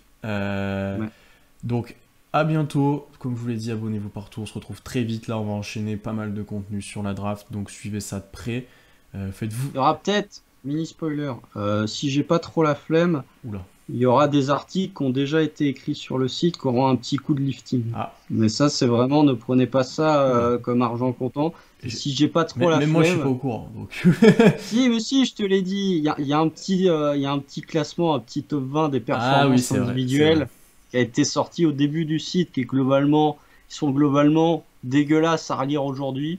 Moi ça ne me plaît pas, donc si jamais j'ai pas trop la flemme, ce sera peut-être plus pour l'été après la draft, parce que là on a quand même un programme assez chargé, mais il y a peut-être moyen qu'ils aient un petit coup de lifting. Donc suivez ça de près, on va se mettre au travail. Vous avez vu, on a déjà changé pas mal de choses sur le Twitch. Ça va continuer. Il y a des gens qui ont dit qu'ils aimaient bien le foot. Ouais, j'ai vu passer, donc c'est cool. Et bah à bientôt, salut tout le monde, bonne nuit NBA, ceux qui regardent encore les playoffs, et on se retrouve très vite. Ceux qui regardent. Il y a des gens qui regardent. Ouais, ils ont abandonné, ils ont rage quit quoi. Non, bonne nuit NBA à tous et à bientôt, salut. Salut.